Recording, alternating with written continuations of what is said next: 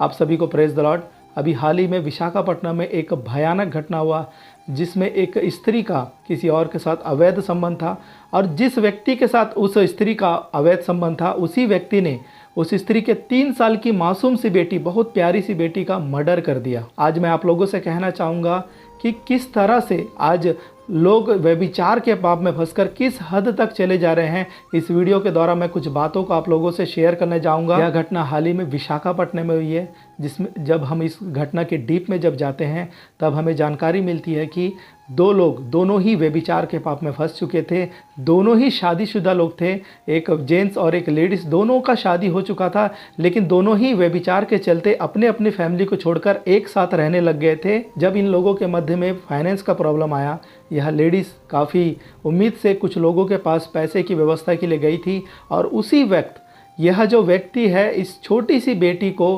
मुक्का मारकर, नाक में मुक्का मारकर और चेस्ट में मुक्का मारकर मर्डर कर देता है। जब यह स्त्री वापस आती है और अपनी बेटी के बारे में पूछती है, तब जब उसे पता चलता है कि घटना ऐसा हो गया है, तो देखिए व्यभिचार के पाप में वो किस हद तक फंस चुकी थी कि वो उसी व्यक्ति का सपोर्ट करने लगी और दोनों ने मिलकर उस बेटी का रातों रात मिट्टी कर दिया। जब उस बच्ची के पिता को अपनी बेटी के बारे में जानकारी लेना था, उसने अपनी पत्नी से संपर्क किया तो उसने कहा कि किसी बीमारी की वजह से उसकी बेटी का डेथ हो गया है और मिट्टी कर दिया गया है करके। लेकिन उस पति को डाउट हुआ, उसने पुलिस कंप्लेंट किया और जब फिर से कब्र को खोद कर उस बेटी का पोस्टमार्टम किया तब पता चला कि उस छोटी सी प्यारी सी बेटी का मर्डर किया गया है। आज इस संसार में लोग व्यभिचार के पाप में किस हद तक चले जा रहे हैं। अब देखिए ये छोटी सी प्यारी सी बच्ची जिसे आप और हम जब देखते हैं हमें भी इस पर प्यार आ जाता है, लेकिन लोग इस हद तक चले गए हैं कि मर्डर भी करने से पीछे नहीं हट रहे हैं। देखिए जब आज लोग कोरोना काल की वजह से पूरा संसार अस्त व्यस्त चल रहा है, लोग अपने जॉब को खोकर अलग ही समस्या में चल रहे हैं, कल के दिन क्या खाना है, कैसे जीना है, लोग अलग ही समस्या में, इस लॉकडाउन की परिस्थिति में अलग अलग समस्याओं को लोग फेस कर रहे हैं। लेकिन उस कंडीशन में भी लोग व्यभिचार के पाप में इस कदर तक फंस गए हैं कि लोग हत्या करने से भी पीछे नहीं हट रहे हैं। आज शैतान 2 तरीके से बहुत ही ईजिली लोगों को गिरा रहा है। एक है सांसारिक लालसाएं और सांसारिक लालसाओं को बढ़ाकर लोगों को कर्ज के जाल में बहुत बुरी तरह से शैतान फंसा दे रहा है, और एक है शारीरिक लालसा जिसमें व्यभिचार के पाप में गिराकर शैतान बहुत ही ईजी लोगों को आत्मिक जीवन से नीचे गिरा दे रहा है। हम जब उत्पत्ति उसका 39 अध्याय में देखेंगे, वहाँ पर यूसुफ के सामने व्यभिचार का पाप आता है, लेकिन यूसुफ परमेश्वर के वचनों को प्रबल रूप से अपने अंदर समा के रखे रहता है और उसकी आज्ञाओं को ईमानदारी के साथ मानता है। इसीलिए वो व्यभिचार का पाप इजीली उसके पास आया था, किसी को पता नहीं चलता, केवल परमेश्वर को पता रहता, लेकिन उसके मन में परमेश्वर के प्रति ईमानदारी था, इसलिए वो व्यभिचार के पाप के पास से भाग गया। परमेश्वर उससे इतना प्रसन्न हुआ कि आने वाले समय में उसे बहुत बड़े पद पर परमेश्वर ने पहुंचाया। दूसरा शमूएल उसका 11 अध्याय में जब देखेंगे, वहां पर दाऊद एक व्यभिचार के पाप के चलते परमेश्वर से श्राप को पाता है और परमेश्वर के क्रोध का सामना उसे करना पड़ता है। दाऊद काफ़ी ऊंचे पद पर रहता है, राजा रहता है, लेकिन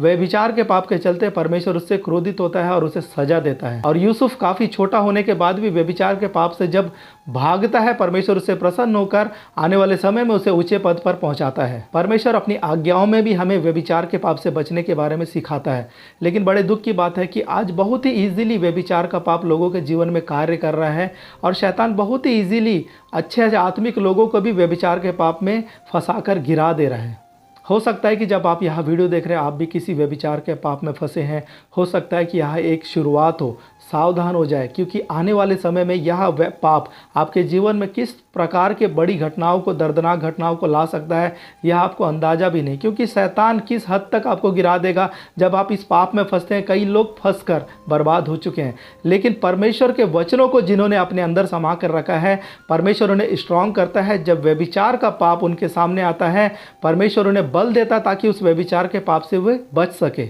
हो सकता है कि आपके द्वारा किया जा रहा छोटा छोटा मैसेज आज आप लोगों को बहुत अच्छा लग रहा हो, लेकिन वो गलत मैसेज आने वाले समय में किस हद तक आपको पाप में गिरा देगा और आपके जीवन को किस नाश में लेके जाएगा वो आपको अंदाज़ा भी नहीं। मैं इस वीडियो को देखने वाले हर एक व्यक्ति से कहना चाहूँगा ज़्यादा समय तक बाइबल को अध्ययन करें और पाप से बचने के हर रास्तों के बारे में अपने जीवन में वचनों को समा के रखें, क्योंकि यूसुफ के जीवन में कहीं ना कहीं परमेश्वर के वचन का भय था और परमेश्वर के प्रति वो ईमानदार था। इसलिए जब व्यभिचार का पाप उसके सामने आया वो वहाँ से भाग गया। और वैसे ही जब आप लोग वचनों को अपने अंदर समा के रखे रहेंगे और ज़्यादा समय तक परमेश्वर के साथ समय बिताएंगे, तो हो सकता है कि अभी आप लोगों के पास व्यभिचार का पाप नहीं है, ऐसी कोई घटना नहीं है, लेकिन आने वाले समय में जब अगर परमेश्वर के विरोध में आपको खड़ा करने के लिए शैतान आप लोगों के मध्य में व्यभिचार का पाप को जब लेके आएगा, तो आप लोग परमेश्वर के वचनों को अपने अंदर रखने की वजह से स्ट्रांग रहेंगे और उस व्यभिचार के पाप से बच पाएंगे।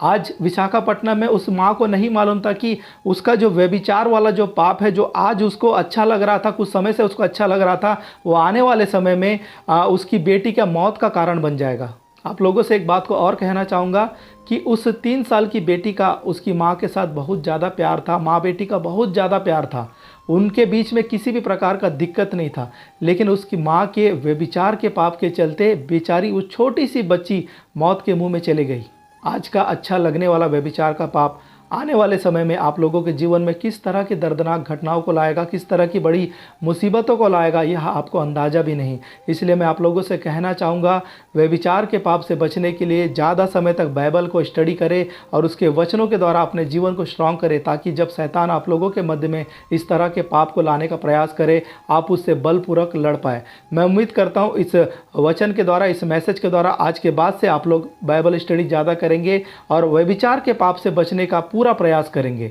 आप सभी को जय मसीह की।